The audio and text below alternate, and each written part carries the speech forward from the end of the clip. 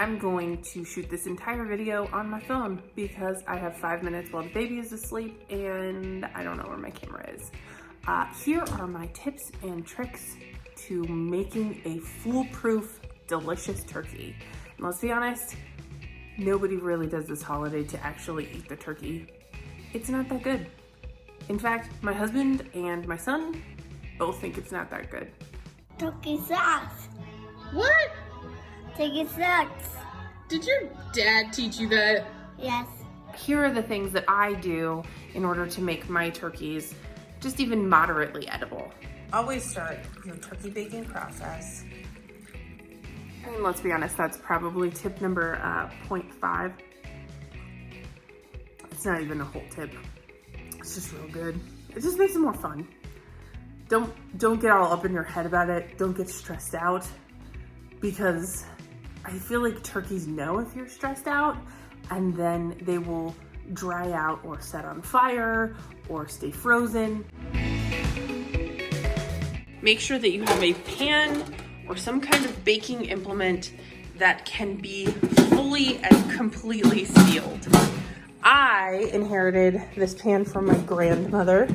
It was her turkey roasting pan, and you can see when you really put it on and tighten this sucker down, no moisture can get out of it. Butter.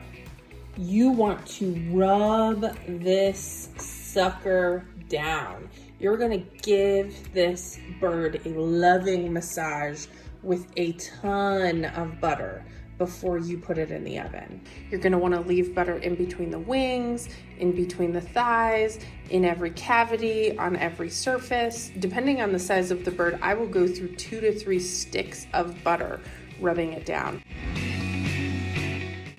Do not use stuffing. I stuff my birds with some aromatic herbs that I just stick in the cavity and some coarsely chopped onions, and that's really all you need. You don't need to put stuffing in the bird. In fact, most food poisoning that happens on Thanksgiving happens as a result of stuffing that's in the bird. See, all you really have to do is just very loosely place some herbs in there. You'll note, by the way, that there's just butter, like hidden basically in every crevice in this turkey. And I am telling you, that's the secret to making a less bad turkey, is just butter.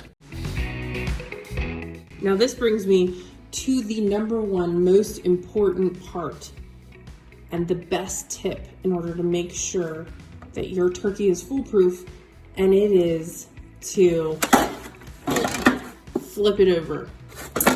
Give up your dreams of looking like a Norman Rockwell painting and cook that sucker breast down. Oh, make sure he's holding his butter.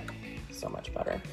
Because the reality is that if you don't want a dry turkey breast, and nobody likes having dry turkey breast, the best way to accomplish that is to just cook it breast down. Make sure that you carve it ahead of time before it gets to the table.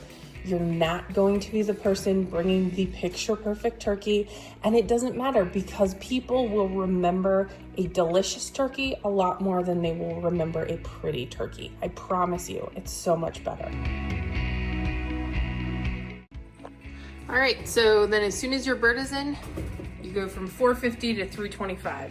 And then my next tip is, as soon as your bird goes in the oven, disinfect everything, because salmonella is real, and everything that you touched, everything that the turkey touched, you want it disinfected. I'm not a huge antibacterial wipe kind of person, but I am during family holidays that feature a foodborne salmonella vector. So just do it. Everything you touched. And that's really all you need to do for prep. Alrighty.